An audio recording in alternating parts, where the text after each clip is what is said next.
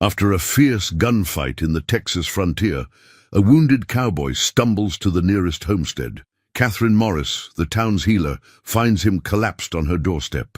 Without hesitation, she brings him inside and tends to his wounds, determined not to lose another soul to the harshness of the West. But this injured man holds a secret that could change everything. He's William Hayes, the wealthiest man in America, who left behind his fortune to escape the golden cage of high society. As she nurses him back to health, neither realizes that fate has just dealt them a hand that will challenge everything they believe about wealth, worth, and the true meaning of belonging. Can love survive when the richest man in America falls for the woman who saved his life without knowing his true identity? Before we jump back in, tell us where you're tuning in from. And if this story touches you, make sure you're subscribed, because tomorrow I've saved something extra special for you. Catherine's hands moved with practiced efficiency as she reached for her worn leather medicine bag, its surface scarred from years of urgent house calls.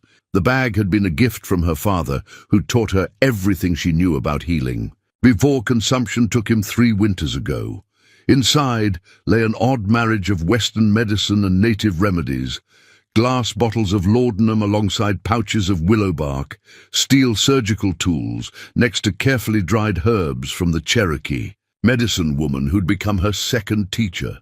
The stranger on her table hadn't stirred since she'd managed to drag him inside. Blood matted his dark hair, and his shirt was soaked crimson from a bullet wound in his shoulder.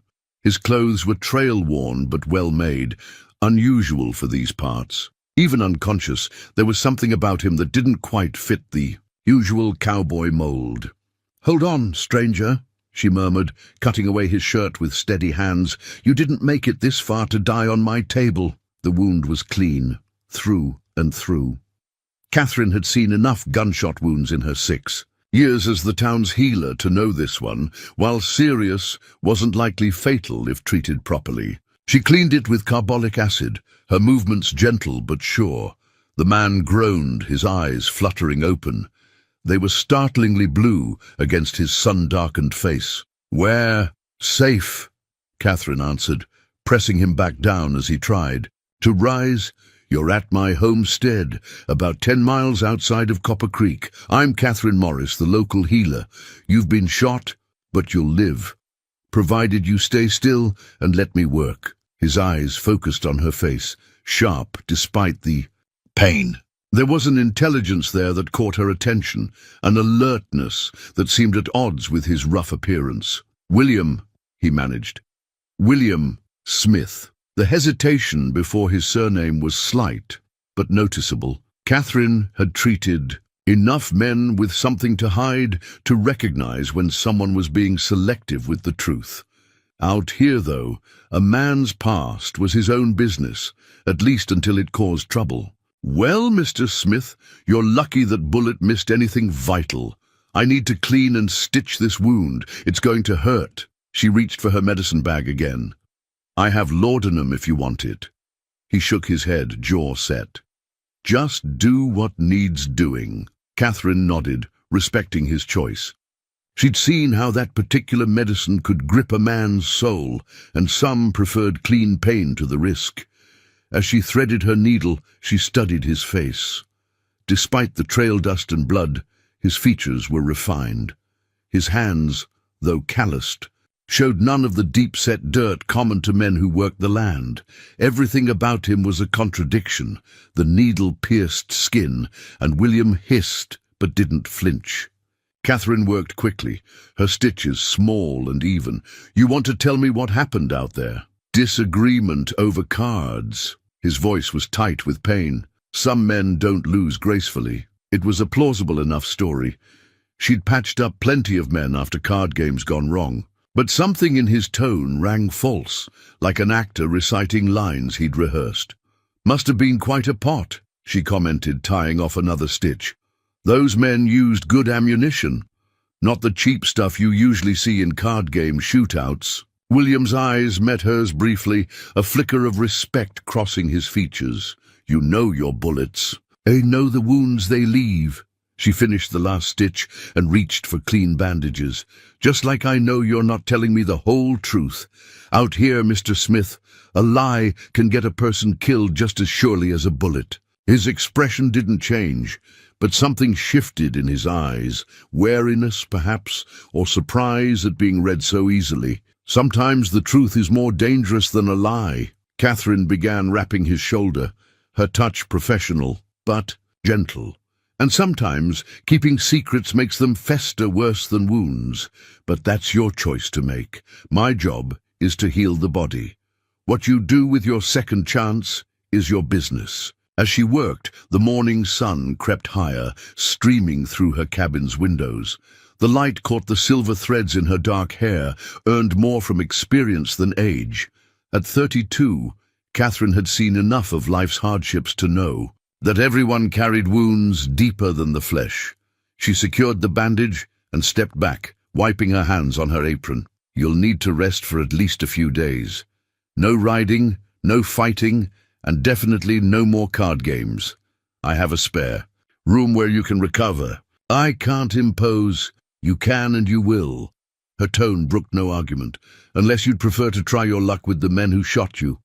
I imagine they're still out there, and you're in no condition for another confrontation." William's lips twitched in what might have been the ghost of a smile. "Are you always this forceful with your patients?" "Only the stubborn ones." She began packing away her supplies, each item returning to its proper place in the medicine bag. "Rest now.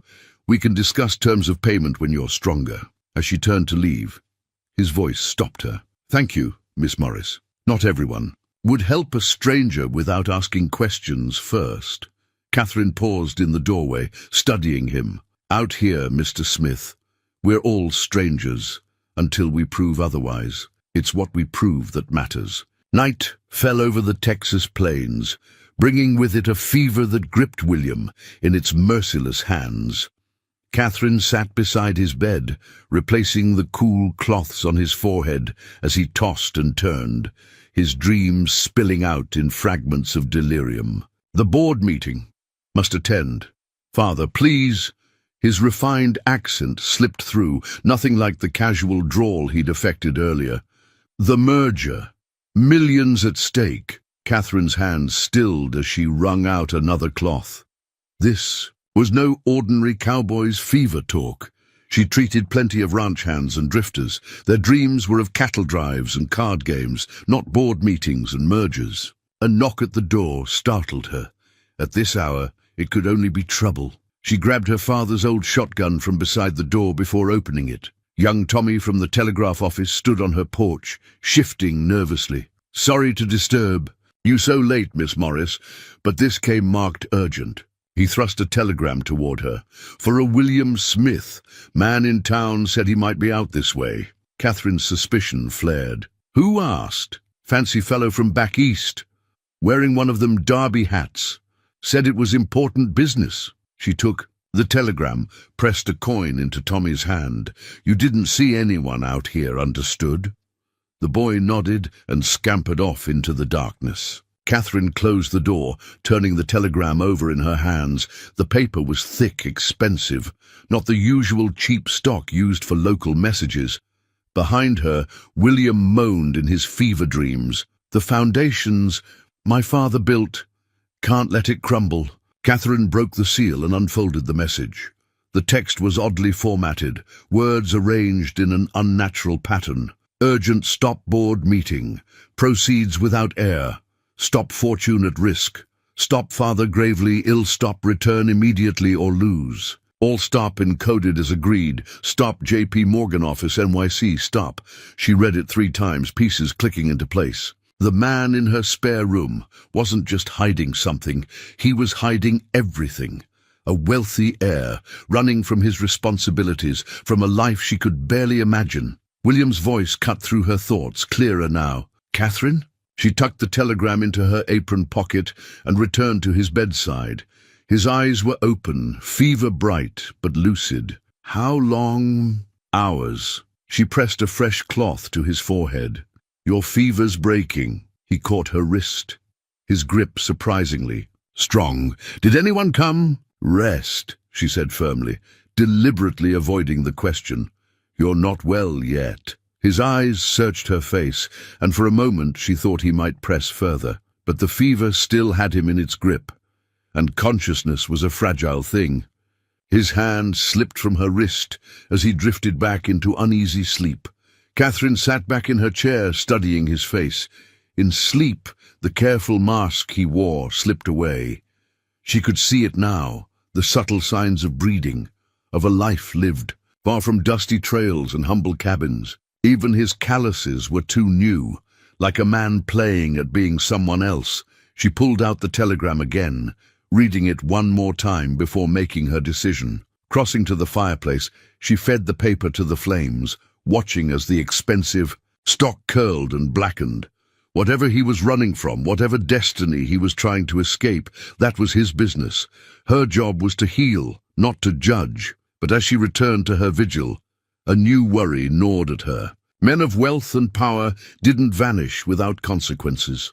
Sooner or later, his past would catch up with him, and when it did, she had a feeling her quiet life would be caught in the crossfire. Outside, a coyote called into the night, its cry echoing across the empty plains. Catherine settled deeper into her chair, shotgun across her lap, and prepared for a long night of watching and wondering about the mysteries that fate had delivered to her door. Morning light found Catherine at her worn oak desk, carefully recording the night's events in her leather-bound journal. Each page held detailed observations of treatments and outcomes, a medical legacy started by her father and continued through her own practice.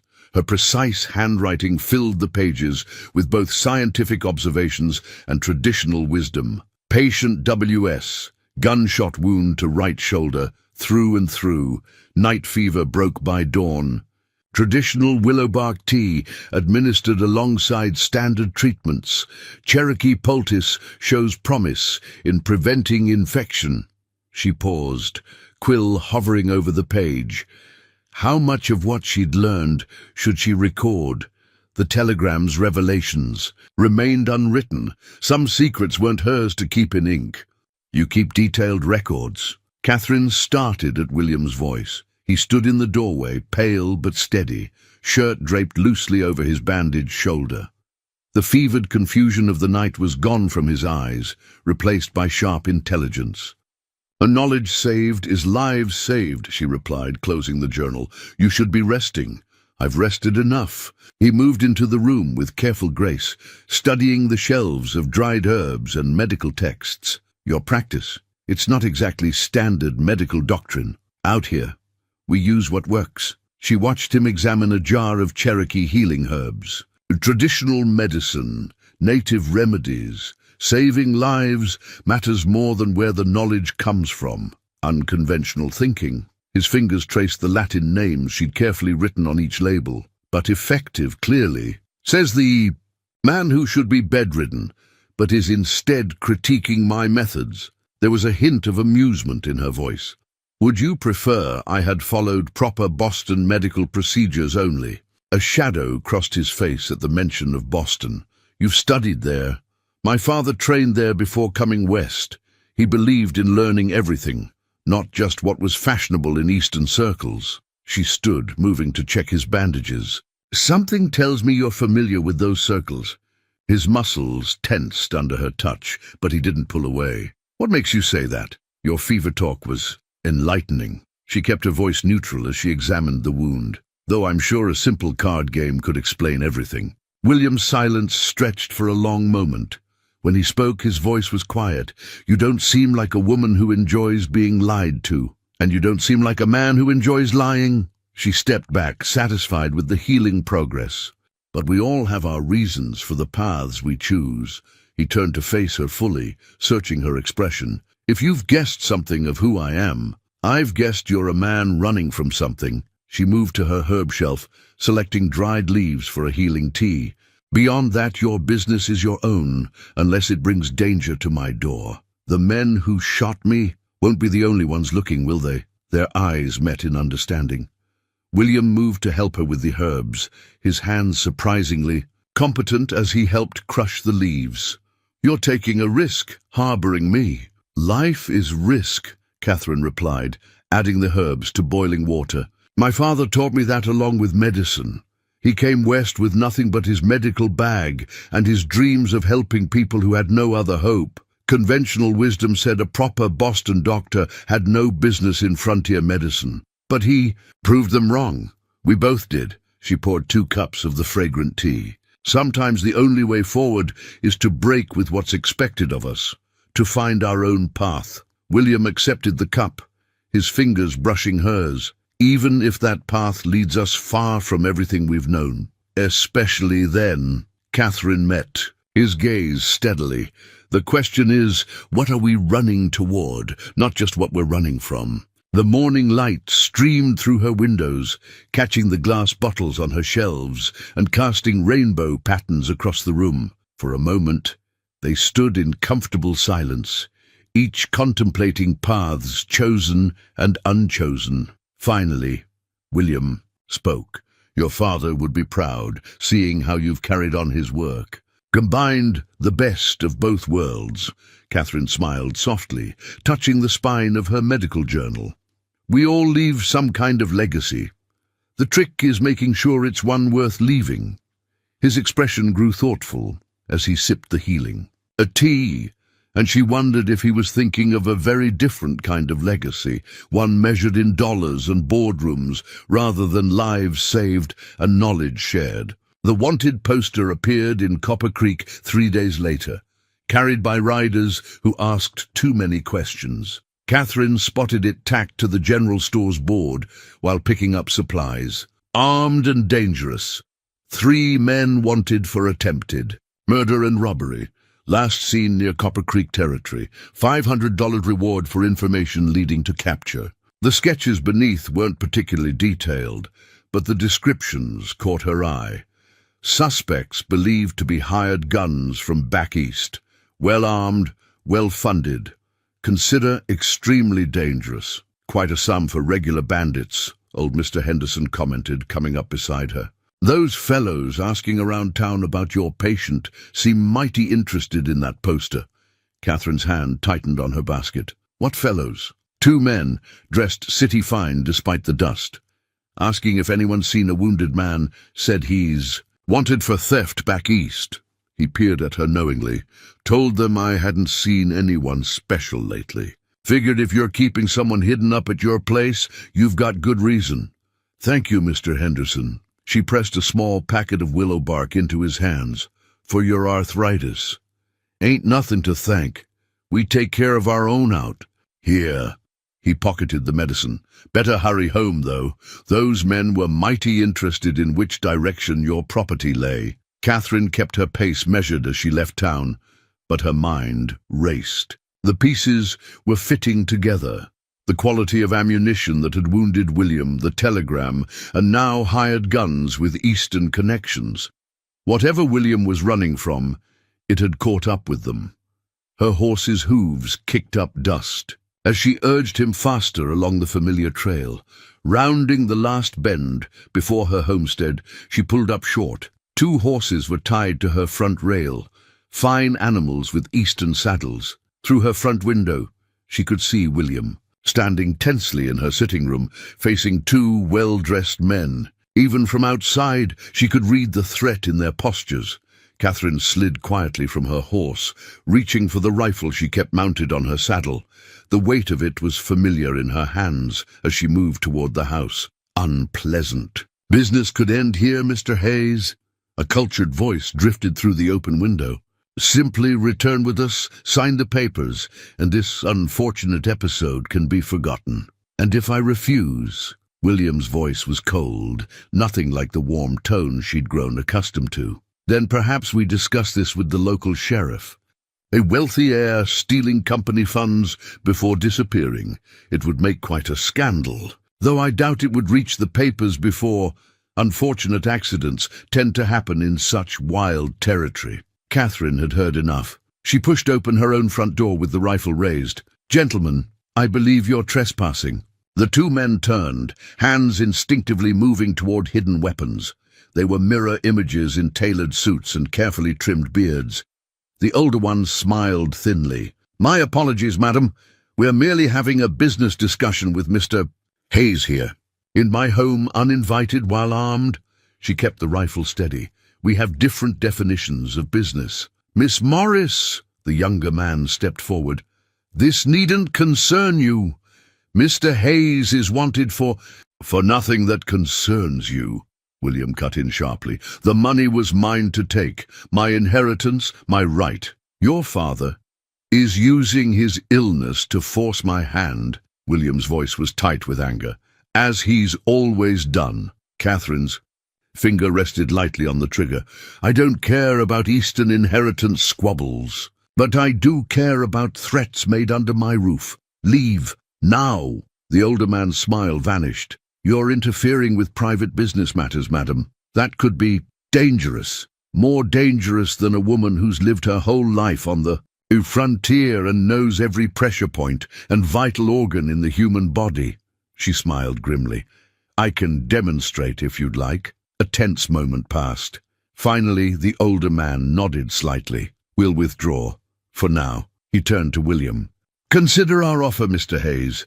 Family obligations have a way of catching up with us all. Catherine kept the rifle trained on them until they mounted their horses and rode away. Only then did she lower it, turning to William. Hayes, is it? He met her eyes steadily.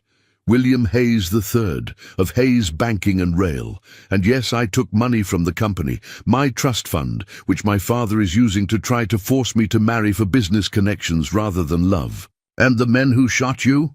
Hired by my father's associates, I suspect, to convince me to see reason. His laugh was bitter. I never expected they'd actually shoot. Catherine set the rifle down carefully. There's a wanted poster in town for the men who shot you, but I'm guessing there might be another one soon for theft. Catherine, she held up a hand. I don't need explanations. I need to know if helping you is going to bring more trouble to my door, and if it is, I need to know if you're worth that trouble. Evening settled over the homestead, bringing with it a hushed quality that made even whispered confessions seem natural. Catherine sat on her porch, watching the sun paint the sky in shades of amber and rose. The day's confrontation had left her with too many thoughts to sleep. A soft melody drifted through her open window, tentative at first, then growing more confident. She followed the sound inside to find William sitting in the gathering darkness, her father's old guitar cradled in his hands. I hope you don't mind, he said, fingers still moving over the strings. I noticed it in the corner earlier. I didn't. No, it still played? Catherine moved closer, drawn by the familiar sight of the instrument. It was my father's. I haven't touched it since he passed. William's hands stilled on the strings. I'm sorry, I shouldn't have... No, she said quickly. It's nice, hearing it again. He used to play every evening, said music was its own kind. Of medicine, a wise man. William shifted, making room for her on the bench. Would you like to hear more? Catherine sat beside him, close enough to feel the warmth of him. What do wealthy bankers' sons learn to play? This wealthy banker's son learned whatever would annoy his father most. His smile held a touch of mischief as his fingers found the opening notes of a popular folk song. He wanted classical pieces. For society parties, I preferred the songs I heard from the stable hands. The melody wrapped around them, simple but beautiful. Catherine found herself humming along, remembering evenings spent just like this, her father playing while she sorted herbs and learned their properties. Your father... William ventured between verses. He gave up a lot to come west. A prestigious practice in Boston, social connections, his family's approval. She traced the guitar's worn edges. But he said, true healing isn't about prestige. It's about being where you're needed most, like father, like daughter. His fingers moved seamlessly into another tune. You could have a proper practice in any city. Could. But shouldn't, she smiled softly. Out here, I can help people who'd never see a doctor otherwise. Use treatments that would scandalize Boston. Society, but save lives all the same. Breaking with convention seems to run in your family, says the banker playing cowboy songs. Their laughter mingled in the darkness. William's hands stilled again on the strings. Catherine, about today. Those men will be back, she finished. I know. You could have let them take me. Saved yourself the trouble. Could have, but shouldn't. She echoed her earlier words. Unless you're going to tell me you really did steal that money for selfish reasons. He was quiet for a long moment, the guitar forgotten in his hands. My father is dying. Slowly but certainly. He wants the Hayes legacy secured before he goes, which means merging with another banking family through marriage. The bride's already picked out, the contract's drawn up. All that's missing is my cooperation. And the money? My inheritance. I took it before they could legally bind it to the merger. Enough to start fresh, build something of my own. His voice grew softer. I never expected hired guns, never thought he'd go that far. Money makes people desperate, Catherine observed. So does legacy. Is that what you think I'm running from? Legacy? I think you're running from someone else's version of it. She turned to face him in the darkness. The question is, what's your version? The guitar creaked softly as he set it aside. I used to think I knew. Build something honest, something that helps people instead of just accumulating wealth. But now, his hand found hers in the darkness. Now, I'm not sure of anything except that I don't want to leave here. Catherine's breath caught at the touch, at the weight of words unspoken. William, I know it's impossible. I know those men will come back, that my father won't stop until he gets his way. I know I'm putting you in danger just by staying. His fingers tightened on hers. But for the first time in my life, I feel like I'm exactly where I should be. The night wrapped around them like a blanket, crickets providing their own melody now that the guitar had fallen silent. Catherine knew she should pull away, protect her heart from what could only end in pain. Instead, she found herself holding on tighter, choosing to trust in something as fragile as hope. The Copper Creek Weekly lay open on every counter in town, its bold headlines impossible to ignore. Eastern banking heir missing, Hayes family offers substantial reward. Below the headline, a photograph showed William in a tailored suit, looking every inch the wealthy banker's son he truly was. Catherine folded the paper quickly, but not before Mrs. Henderson's sharp eyes caught the resemblance. My word, the older woman breathed, glancing between the paper and Catherine. Your patient needs more willow bark, Catherine cut in smoothly, though her heart raced. And perhaps some of your discretion. Mrs. Henderson drew herself up. Catherine Morris, I've kept your secret since you were knee-high to a grasshopper. But this, she lowered her voice. Banking heirs don't just vanish into thin air without reason. No, Catherine agreed quietly. They don't. The general store's bell chimed as more customers entered. Whispers followed Catherine as she gathered her supplies, the newspaper's revelation spreading like wildfire through the small town. Did you see the reward money in our town? All this time, Sheriff Miller caught her arm as she headed in for the door. Miss Morris, a word. She followed him to his office, aware of every eye watching. The sheriff closed the door, his weathered face concerned. You're in a tough spot, Catherine. Am I? He tapped the newspaper on his desk. Man, like that brings trouble. Already had 3 folks ask about the reward money. Won't be long before more come looking. He's my patient, Sheriff, nothing more. That why those fancy-dressed fellows were heading toward your place yesterday. His eyes were kind but serious. Town's grateful for all you do, Catherine. Don't want to see you hurt over some rich man's games. I can handle myself. Like your father could. He softened the words with a gentle smile. He taught you well, but he also taught you to know when you're in over your head. Catherine straightened.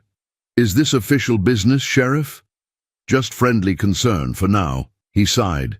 But if he's involved in anything illegal, he isn't. The lie came easily, and I'd trust him with my life. The sheriff studied her for a long moment. It's not your life I'm worried about. It's your heart. Catherine left the office with her head high, but his words echoed uncomfortably. The town she'd known all her life suddenly felt different, filled with calculating glances and whispered judgments. Even old friends seemed to look at her differently, measuring their loyalty against the promise of reward money. She found William chopping wood behind her house, the domestic scene at odds with the newspaper's portrait of wealth and privilege. He paused at her approach, reading her expression. "They know," she said simply. He drove the axe into the chopping block. "The paper? Your father works quickly." She handed him the newspaper, watching as he studied his own photograph. "The whole town's talking. Catherine, I'm so sorry. I never meant—" "To what? To drag me into your world? To make me choose between loyalty to you and loyalty to my neighbors?" The words came out sharper than intended. William stepped closer, his voice low. "I'll leave, tonight, before anyone else gets hurt." "And go where? Those men are still watching the roads." She gestured at the newspaper. "Now, everyone for 100 miles will be looking for you. I won't risk your reputation. Your life here." "My life," Catherine said quietly, "changed the moment I found you on my doorstep. Running now won't change that." The evening breeze carried the sound of approaching horses. William tensed, but Catherine recognized the regular hoofbeats of the town doctor's mare. "Doc Sanders," she said, "probably coming to discuss his newest patient. You trust him?" Catherine thought of the gruff old doctor who'd supported her practice when others doubted a woman's skill. "With my life and yours." The horses drew closer. William touched her hand briefly, a gesture of trust and apology combined. "Then I guess it's time to face the music." Together they turned to meet whatever consequences the evening would bring. The town's social was Copper Creek's last normalcy before winter set in, a tradition as old as the settlement itself. Catherine stood before her mirror, fingers tracing the delicate lace of her mother's shawl. The cream-colored silk had yellowed, slightly with age, but the Spanish lacework remained as intricate as the day it had arrived from Madrid, a gift from her father to her mother in more prosperous times. "You don't have to go," William said from the doorway. "Not on my account. If we don't appear, it'll only fuel more gossip." She settled the shawl around her shoulders. "Besides, Doc Sanders thinks showing ourselves openly is wiser than hiding." William moved behind her, their reflections meeting in the mirror. He'd cleaned up well, his borrowed clothes unable to fully disguise the natural elegance of his bearing. "Your mother's?" "One of the few beautiful things she brought west." Catherine touched the shawl's edge. "She said sometimes a woman needs to wear something that reminds her of who she is, not just what life has made her." "Wise woman." "She died when I was 12. Summer fever." Catherine turned to face him. The shawl always made her feel like a lady, even when she was up to her elbows in frontier dirt. "And what does it make you feel like?" "Tonight? Like someone who might actually remember how to dance." The town hall was strung with lanterns, fiddle music spilling out into the autumn evening. Heads turned as they entered, conversations stuttering to silence, before resuming with increased intensity. Catherine felt William's hand tighten on her arm. "Quite an entrance," Doc Sanders commented, appearing beside them. "Though I dare say you've given them something new to talk about, Mr. Hayes. Most fugitive bankers don't attend local socials." "Most fugitive bankers don't have such compelling reasons to stay," William replied, his eyes on Catherine. The doctor harumphed.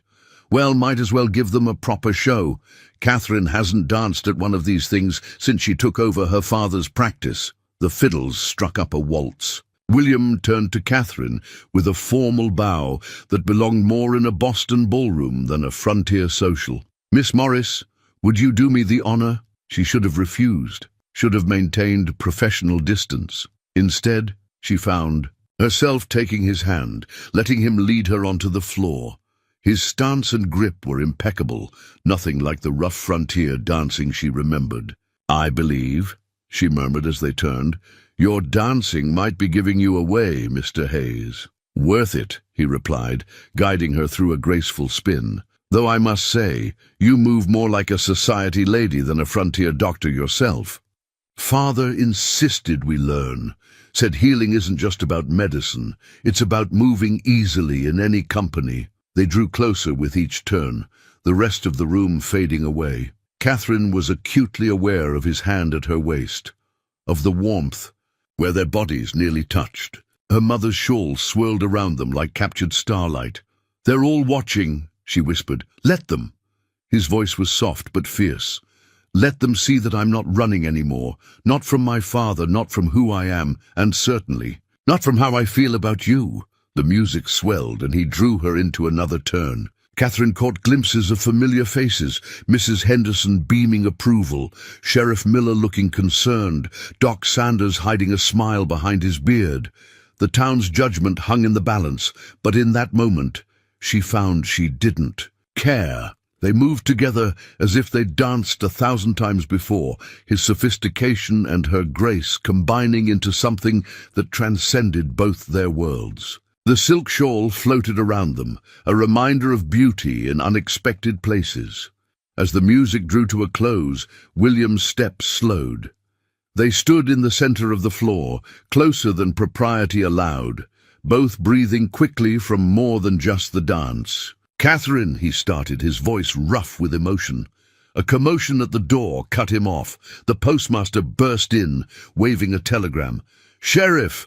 Riders spotted on the North Road, looking for Hayes." The spell broke. Reality crashed back in. With the force of a prairie thunderstorm, William's arm tightened protectively around her waist as the room erupted in whispers and movement. "Back door!" Doc Sanders appeared beside them.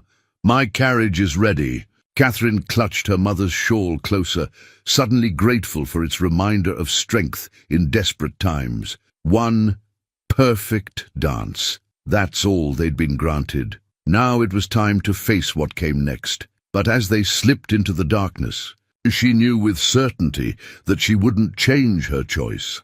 Some dances were worth any price. Doc Sanders' carriage rattled down the darkened trail toward Catherine's homestead, every bump threatening to dislodge the letter that had fallen from William's coat during their hasty departure. Catherine stared at the expensive paper lying face up on the carriage floor, its corporate letterhead gleaming in the moonlight. Hayes Banking and Rail Corporation, merger agreement. William noticed her gaze. "Catherine."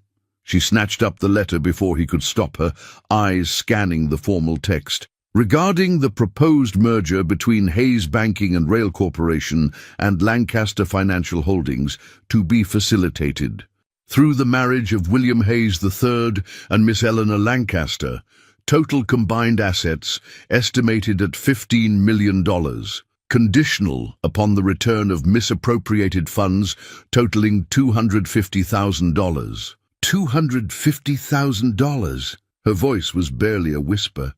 "That's what you took? My trust fund. My money." William reached for the letter, but she pulled back. "Money you're being hunted for. Money that's brought armed men to my town, endangered my neighbors." The carriage hit another bump, but Catherine barely noticed. "This merger is worth millions. Money I want no part of. Yet you took a fortune before running." The words tasted bitter. "Were you ever going to tell me the whole truth?" Doc Sanders cleared his throat from the driver's seat. "Ridge, ahead. Might want to hold that conversation for safer ground." Catherine folded the letter carefully, tucking it into her dress pocket.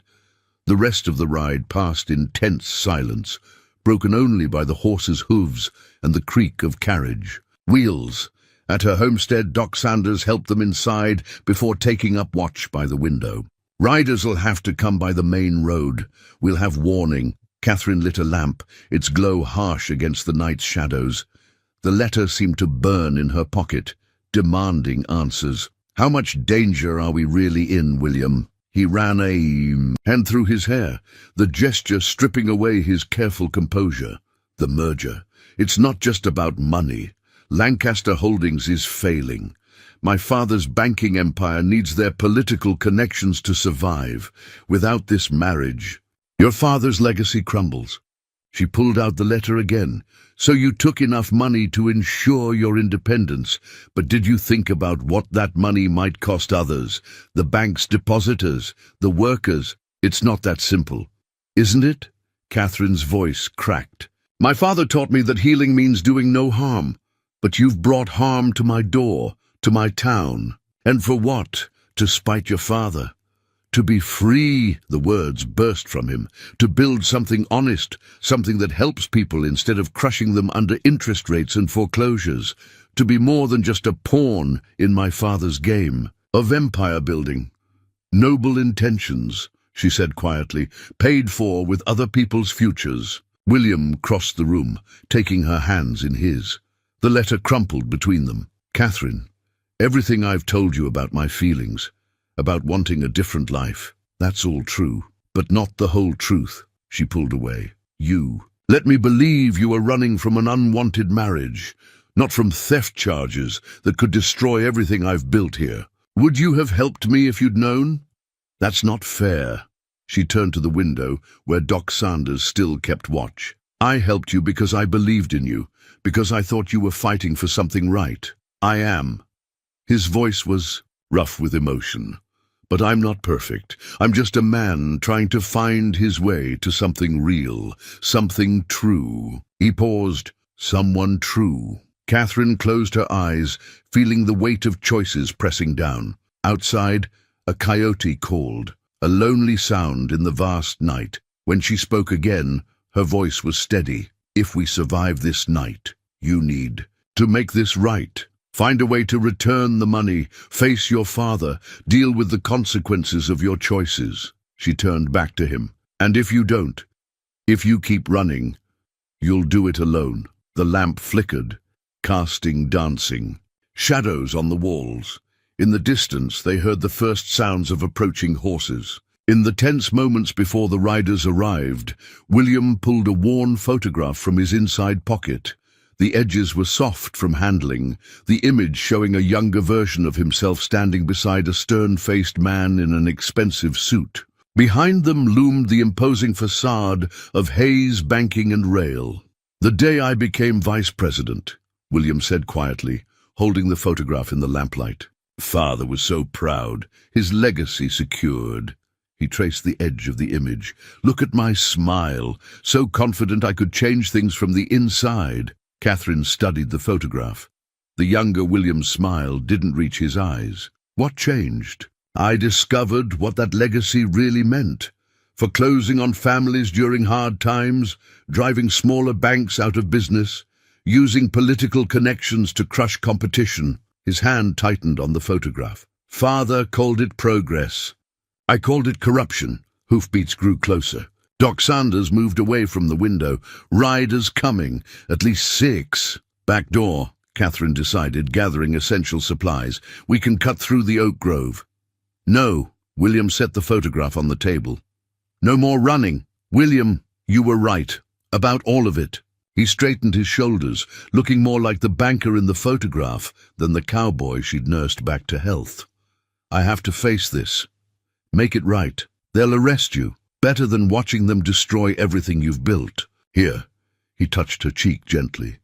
I won't let my pride cost you anything more. The riders were visible now, torches cutting through the darkness. William picked up the photograph one last time, studying his father's face. All my life, I've been fighting against becoming him. Never realized I was becoming something worse, someone who'd risk others to prove a point. Catherine reached for his hand, but the crash of breaking glass interrupted the gesture. A torch sailed through the window, flames catching on her. Curtains! Out, now! Doc Sanders shoved them toward the door as more torches flew in. They emerged into chaos. Masked riders circled the house, more torches flying. Catherine's home, her father's legacy, was already ablaze. Hayes! A voice called from the darkness. Show yourself, thief! William stepped forward into the torchlight. I'm here. Let them go. This is between us. A rider dismounted, one of the men from the earlier confrontation. Oh, it's far too late for that. Your father wants a message sent about consequences.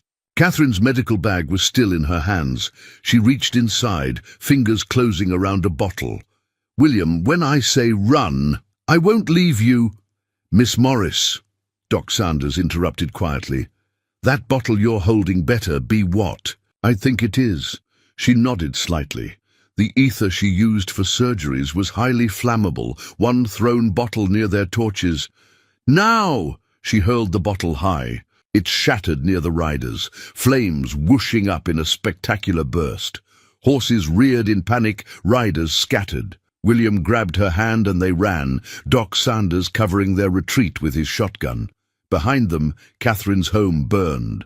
Against the night sky, the family photograph curling to ash on the table inside. They didn't stop running until they reached the thick grove of oaks. Catherine's herbs, her father's books, her mother's shawl, all gone. She leaned against a tree, chest heaving. "Catherine!" William's voice broke.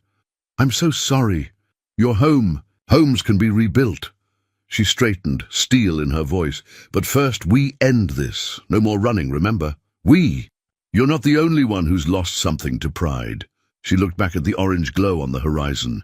"Helping you, protecting you. Maybe I was trying to prove something too, that I could handle anything, just like my father." William pulled her close, his heartbeat strong against her cheek.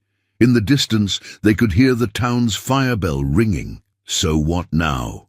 he whispered into her hair. "Now?" Catherine pulled back, determination replacing grief. "Now, we stop reacting and start fighting back, but this time we do it right." The Hayes family's signet ring felt impossibly heavy in William's hand as he stood before the mirror in his Boston hotel room. The gold gleamed dully, the embossed H worn smooth from generations of wear. His father, grandfather, and great-grandfather had all worn this ring while building their banking empire. Now it represented everything he'd tried to escape. "Your father expects you within the hour," his old valet, Harrison, reminded him quietly. The man had aged in the months since William's departure, new worry lines creasing his forehead. "He's in the main office." William slipped the ring onto his finger, watching it catch the morning light. The fine suit Harrison had brought felt like a costume now, too stiff after months of simple cotton and denim. "How is he, really?"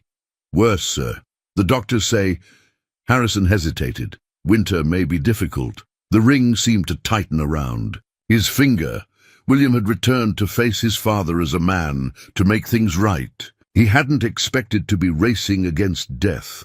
A soft knock interrupted his thoughts. Catherine stood in the doorway, nearly unrecognizable in the fine dress they'd purchased upon arriving in Boston. But her eyes were the same, clear, direct, unafraid. "The carriage is ready," she said. They'd agreed she would wait at the hotel, but now, seeing her, William knew he needed her strength. "Come with me." She crossed the room, taking his ringed hand in hers. The contrast was stark. Her fingers still bore the calluses of frontier work, while his had already begun softening back to a banker's hands. "Are you sure?" she asked. "Your father doesn't know about me. He knows everything by now." William squeezed her hand. "And I'm done hiding what matters to me." The Hayes Banking and Rail Building dominated Boston's financial district, its marble facade gleaming with power and prestige. As their carriage approached, William saw Catherine taking in the sheer scale of his former world. "Different from copper. Creek's General Store," he said softly. "Different universe entirely." But her voice was steady. "Remember why we're here."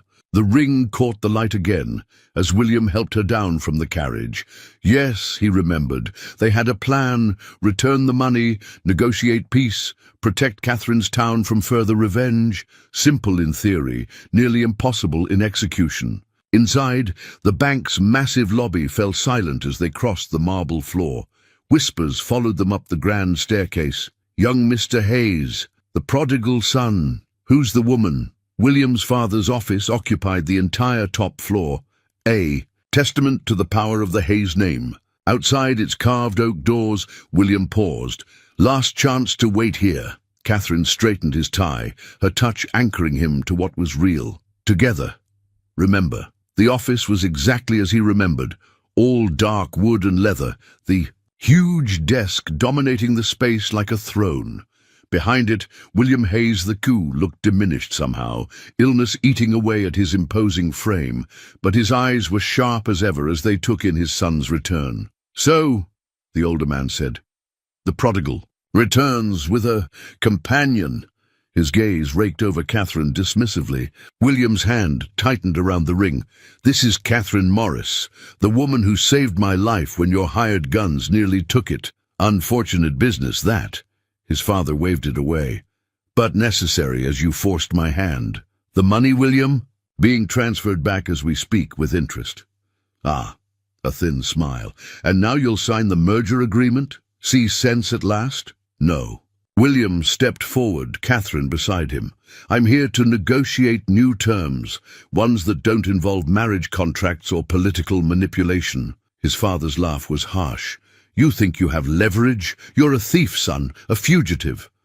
I'm your son, your heir, and I have proof of every illegal dealing this bank has conducted in the past decade." William met his father's stunned gaze. "Did you think I spent all those years as vice president just warming a chair?" The older man's face darkened. "You would destroy your own family's legacy? To save it?" William's ring caught the light as he reached for Catherine's hand. "Yes, because legacy isn't just about money and power. Sometimes it's about healing what's broken, even if that means breaking it completely first." The telegram arrived during their meeting with William's father. "Copper Creek under siege. Stop. Lancaster men burning buildings. Stop. Demanding Hayes' return. Stop. Town needs help. Stop." Catherine's hands shook as she read the words. Even from hundreds of miles away, the Lancasters were making good on their threats. Her home had been just the beginning. "You're doing?" William asked his father coldly. The older man's expression remained impassive. "The Lancasters protect their interests, as should you." "Their interests?" Catherine stepped forward, her voice tight with fury. "Those are people's lives you're destroying, my neighbors, my patients. Unfortunate collateral damage in a larger game, my dear." He smiled thinly. "One you chose to involve yourself in." William's fist crashed onto the mahogany desk. "This ends. Now, indeed it does." His father pulled out a stack of papers. "Sign. The merger agreement. Return to your responsibilities. Miss Morris returns to her frontier practice. Everyone goes home happy." "Everyone except Eleanor Lancaster," Catherine noted. "The woman you'd force William to marry. Eleanor understands duty to family. Pity my son never learned the same." William's laugh was bitter. "No, father. I learned too well. I learned how. The Hayes family destroys anything that threatens its power." He turned to Catherine. "We're leaving." "William," his father started. "I'm not signing anything. Instead, I'm going to send copies of every illegal transaction, every bribed official, every foreclosure fraud, to every newspaper from here to San Francisco." William's voice was cold. "Unless you call off the Lancasters. Unless you release me from the merger agreement. Unless you leave Catherine's town, and every small town like it, alone." The older man's face purpled. "You would blackmail your own father?" "I learned from the best." William took Catherine's arm. "You have 1 hour to send that telegram. After that, I start ruining everything you've built." They were halfway to the door when his father's voice stopped them. "The ring!" William looked down at the signet ring still on his finger. Without hesitation, he pulled it off and tossed it onto the desk.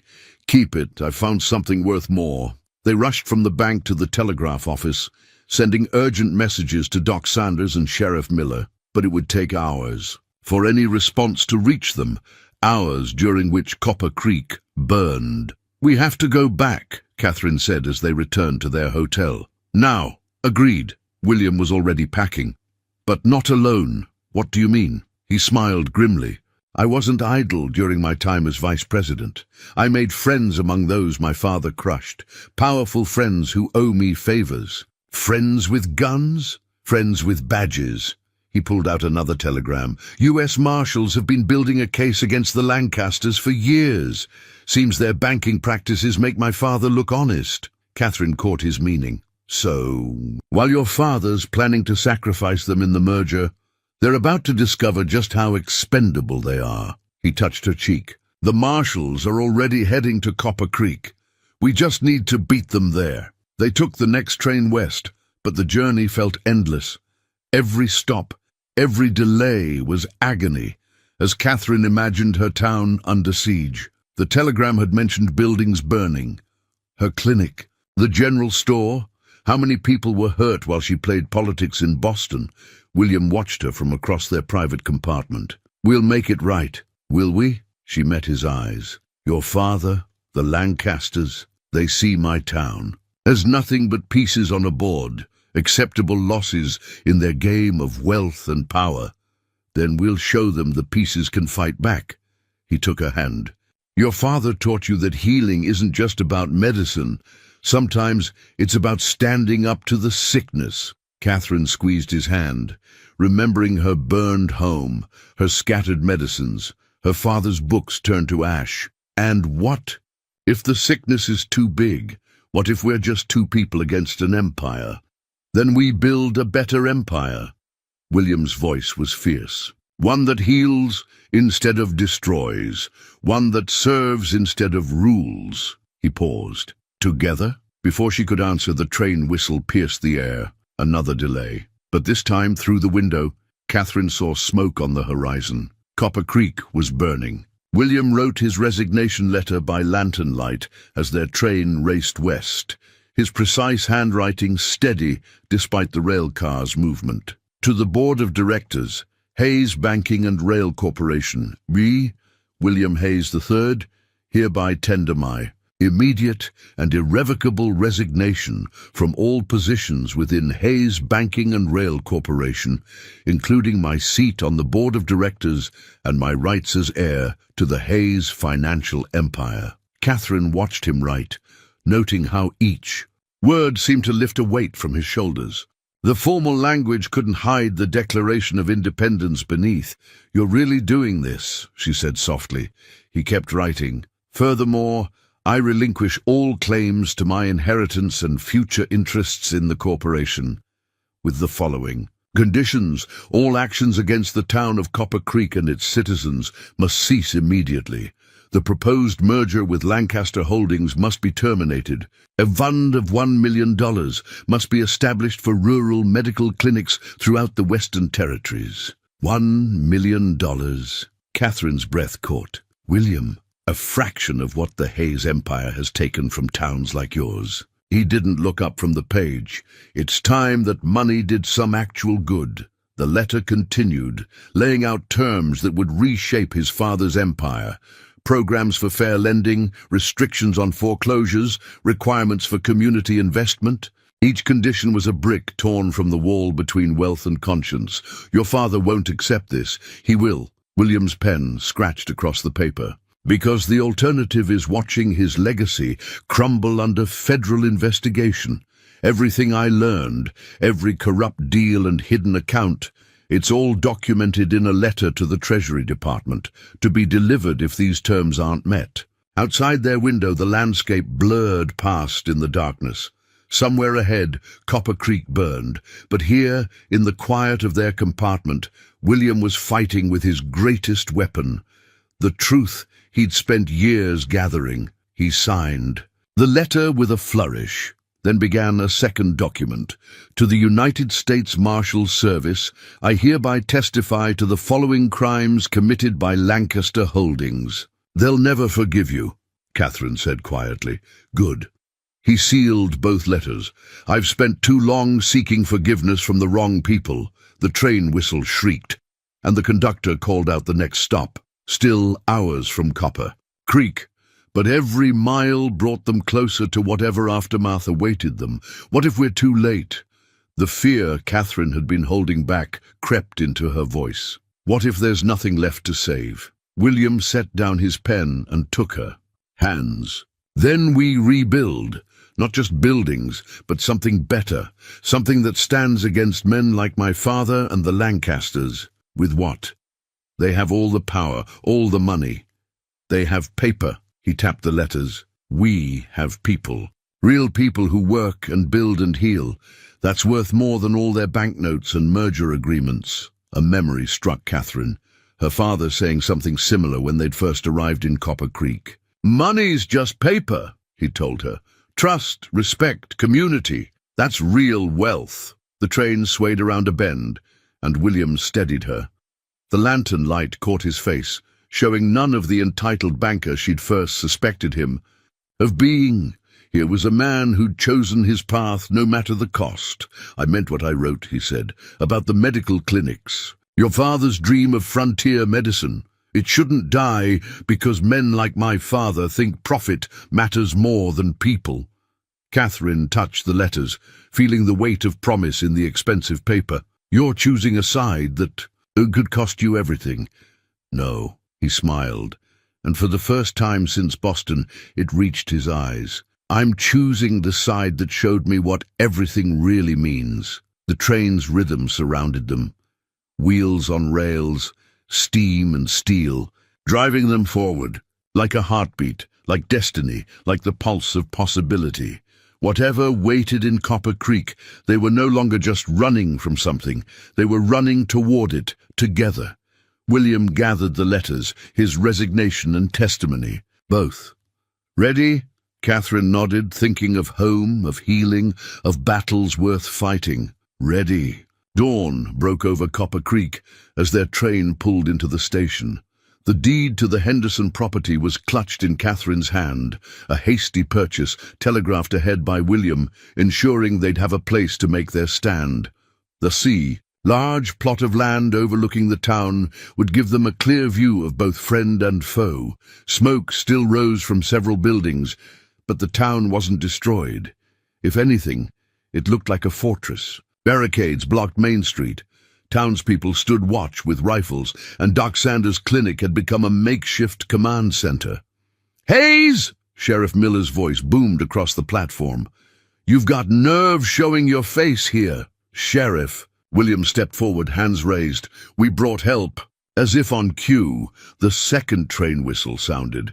U.S. Marshal Davies and his deputies stepped onto the platform, badges gleaming in the morning light. "Sheriff Miller?"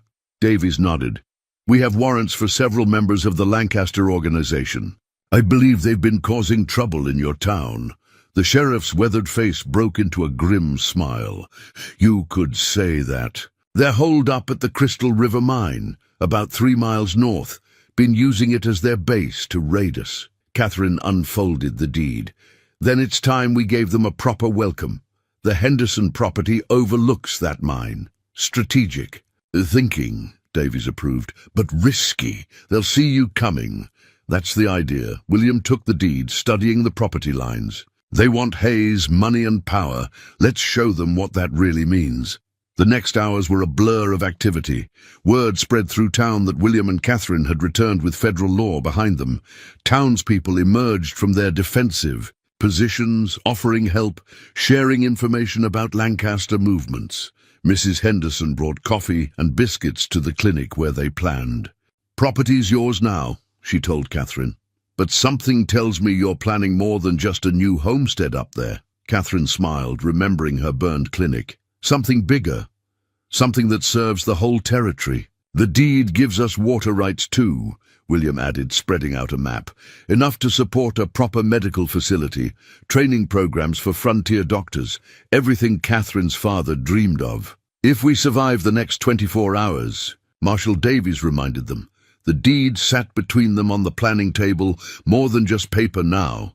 It was possibility, future, hope. "They'll expect us to wait for darkness," the Marshal continued. "To try something subtle. Then we don't." William's voice was firm. "We ride up at high noon, show them exactly who and what they're facing. A banker, a doctor, and some townsfolk?" One of the deputies scoffed. "No," Catherine's voice rang, with authority. "A community. Something they've never understood."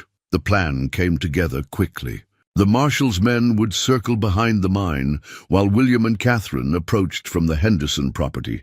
The town would provide covering fire if needed. "One thing still bothers me," Sheriff Miller said as they prepared. "Why'd the Lancasters push so hard? Burning buildings, terrorizing folks, seems extreme even for them." William's face darkened. "Because they know they're finished. The merger was their last chance to hide their crimes behind Hayes' money and influence. Without it, they're desperate," Catherine finished, "and we're using that desperation against them." As noon approached, they gathered on the Henderson property. The deed had been safely stored in Catherine's medical bag, a promise of tomorrow in the midst of today's fight. The town spread below them, battered but unbroken.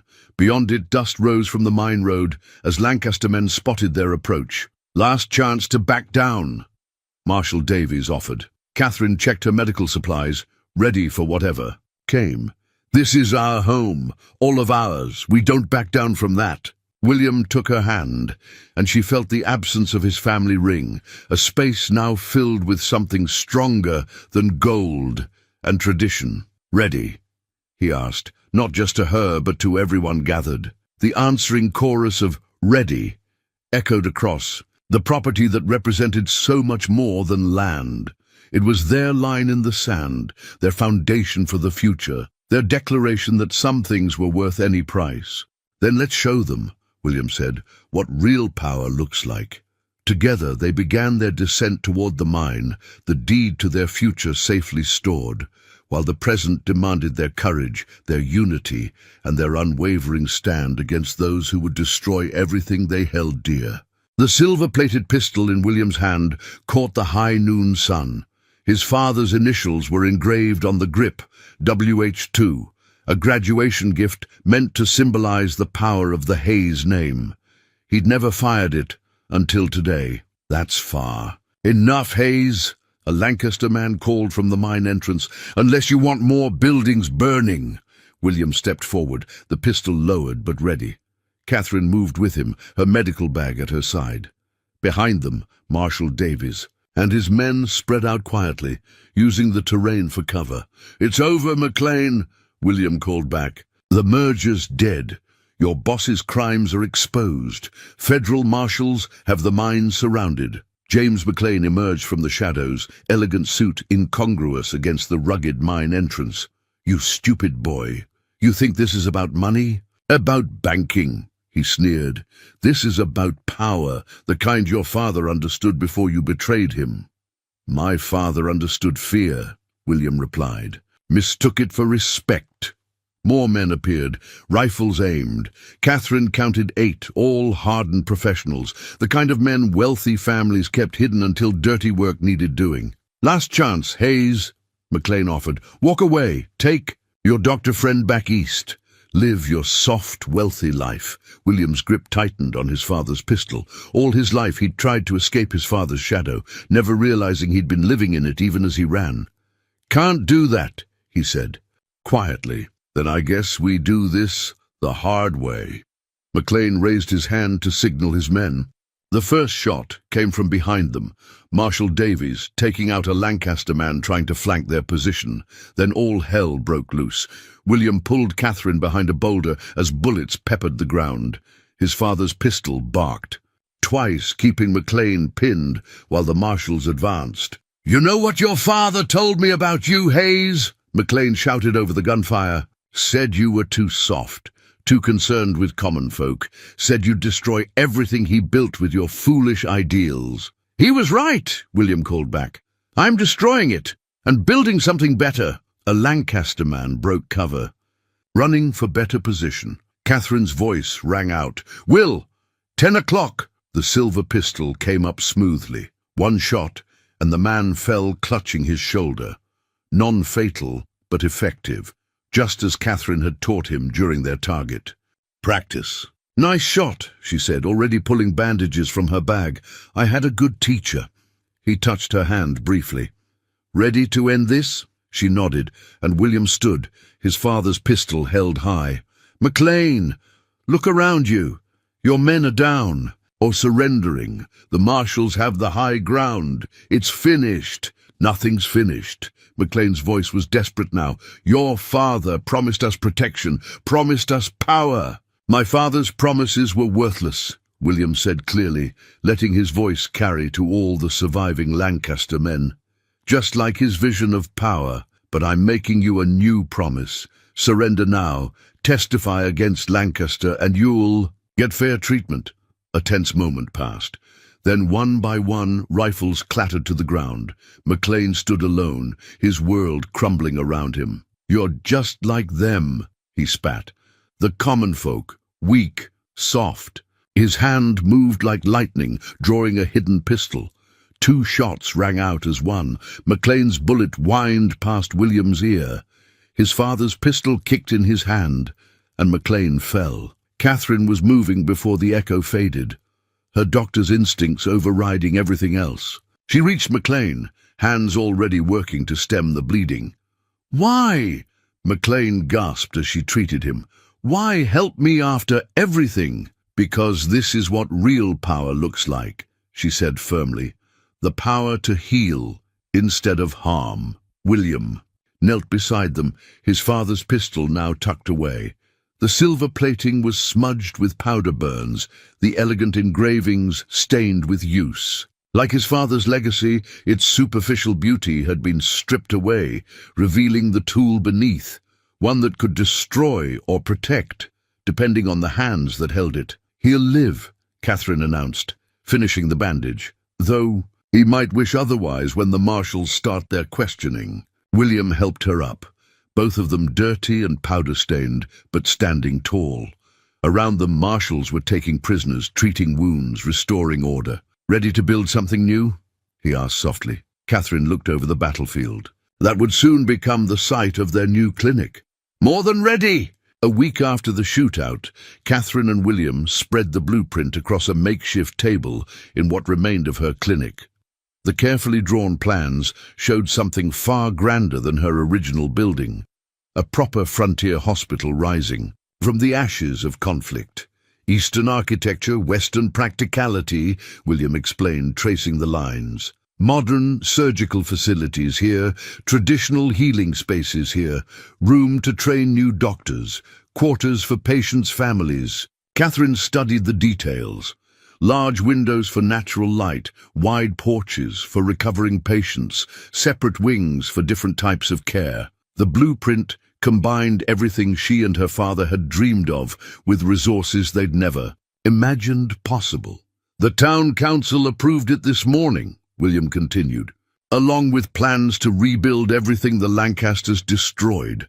The Hayes Foundation's first major project." "The Hayes Foundation?" She looked up sharply. "A new kind of legacy."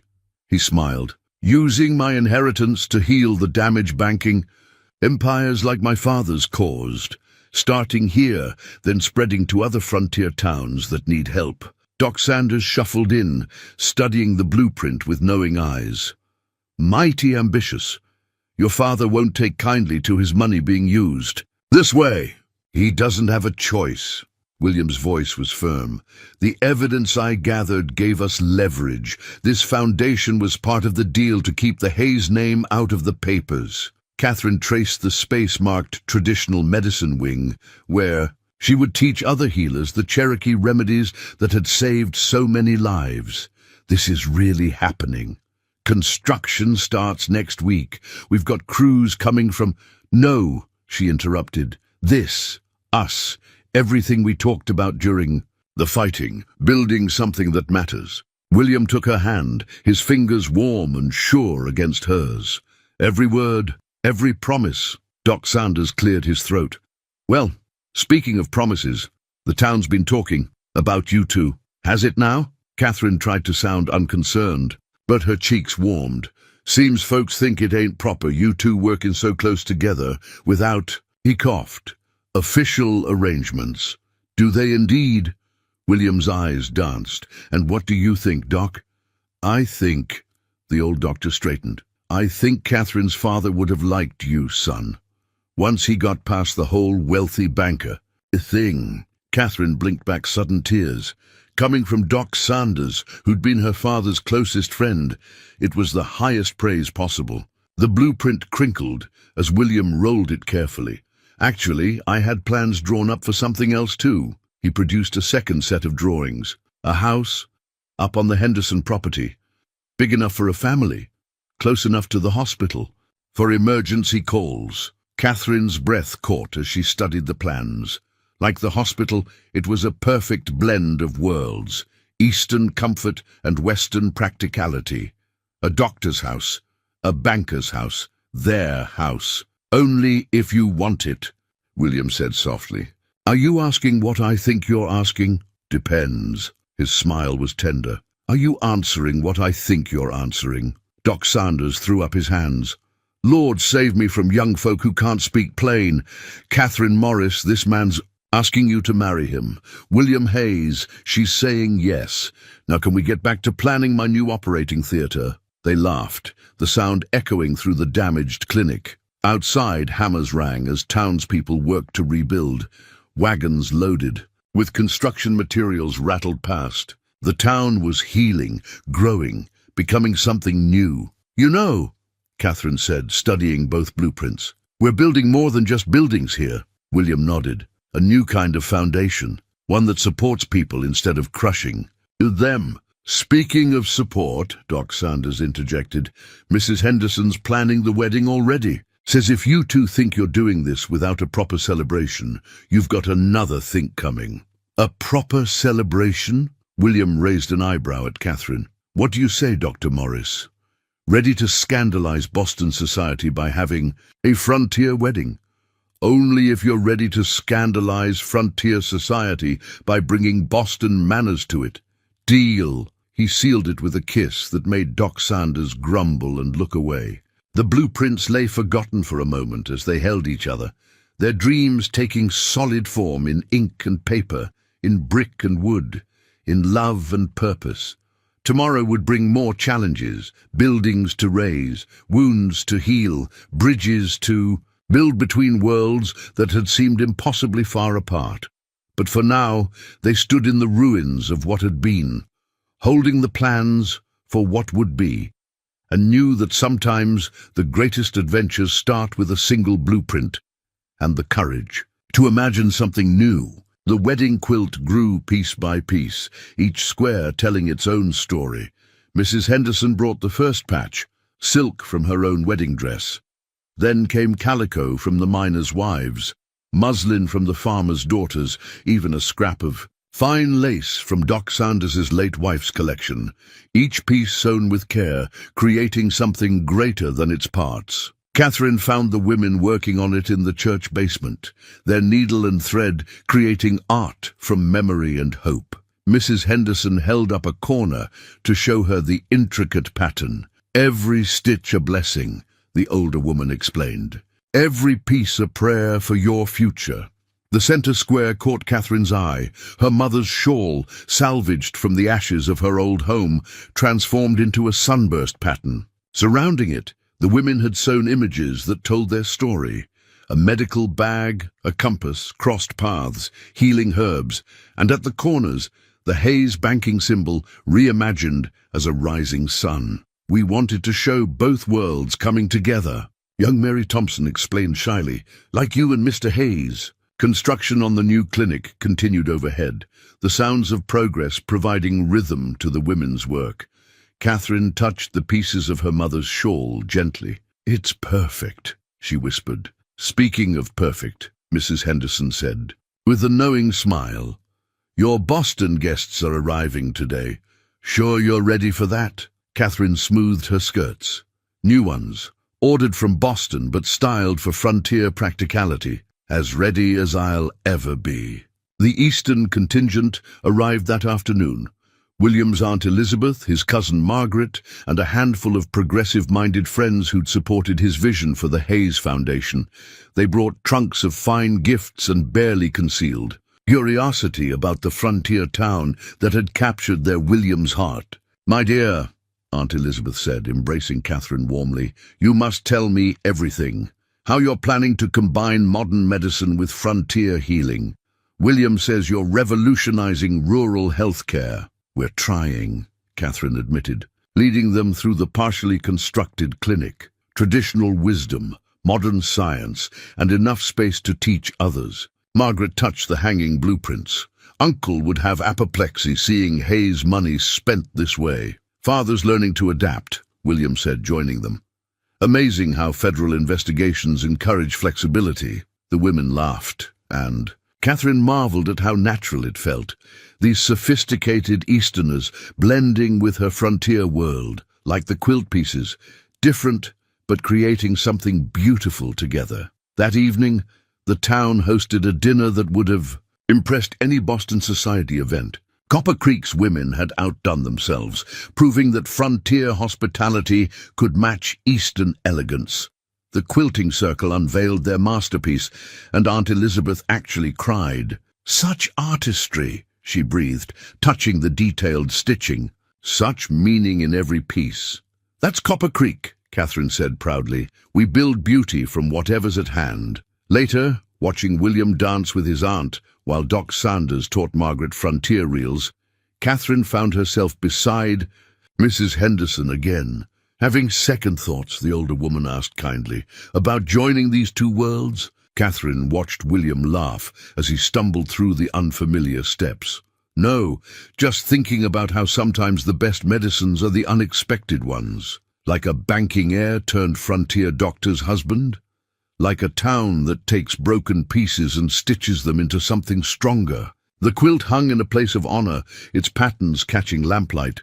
Catherine saw her whole life in those squares, past and future, east and west, loss and renewal, each piece carefully chosen, lovingly placed, creating a whole greater than anyone could have planned. William caught her eye across the room and smiled, that private smile that still made her heart skip. He'd loosened his fancy tie, rolled up his sleeves, embraced this world that had given him purpose. Tomorrow they would marry, her in a dress that combined Boston silk with frontier practicality, him in a suit that would never quite hide the cowboy he'd become. They would stand before God and community, two worlds merging as naturally as dawn breaking over the prairie. But tonight, watching her townspeople dance with Boston sophisticates, seeing her mother's shawl transformed into a symbol of new beginnings, Catherine knew they'd already built something remarkable. Like the quilt, like the clinic rising on the hill, like love itself, taking separate pieces and binding them into something stronger, truer, and more beautiful than either could have. Been alone?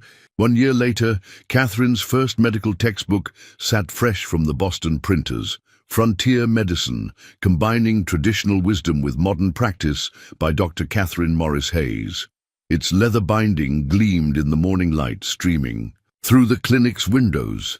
Inside, careful illustrations showed native herbs alongside surgical techniques, Cherokee healing practices next to the latest medical innovations. William found her in her office, running her fingers over the embossed cover. "The first copies just arrived at Hayes Foundation clinics across the territory," he said, wrapping his arms around her from behind. "Doc Sanders says the new students are already fighting over them. What would my father think?" she wondered. His frontier medicine dreams, published by Boston's finest medical press. He'd be proud. William kissed her temple. "Just like I am." Through the window, they could see the clinic grounds bustling with activity. Medical students, both Eastern-educated doctors and native healers, hurried between classes. Patients recovered on the wide porches, while families found rest in the comfortable waiting areas. The Hayes Foundation Frontier Medical Center had become more than just a hospital. It was a bridge between worlds, proving that progress didn't have to destroy tradition to move forward. "Letter from Father," William said, placing it beside her book. "The Hayes Banking Board approved funding for 3 more clinics next year." Catherine smiled. "Amazing what the threat of scandal can accomplish. Amazing what the promise of real change can accomplish," he corrected. "Even old banking empires can learn new tricks." A knock interrupted them. Mary Thompson, now one of their most promising medical students, stood in the doorway. "Dr. Morris Hayes, the Cherokee medicine woman is here for the advanced healing class, and your father-in-law's telegram just arrived. He's coming for next month's graduation ceremony. Tell them I'll be right there." Catherine gathered her teaching materials, including the new textbook. "Ready to show your father how his money's really building a legacy?" William's answer was interrupted by the arrival of their newest patient, a young man with a gunshot wound, supported by concerned friends. "Gambling dispute," one explained sheepishly. Catherine and William shared a knowing look. Some things about the frontier never changed, but now, at least, Hope had a stronger foundation.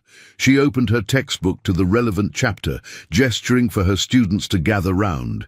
Here was the real future, not in bank vaults or society ballrooms, but in young minds learning to combine the best of all worlds.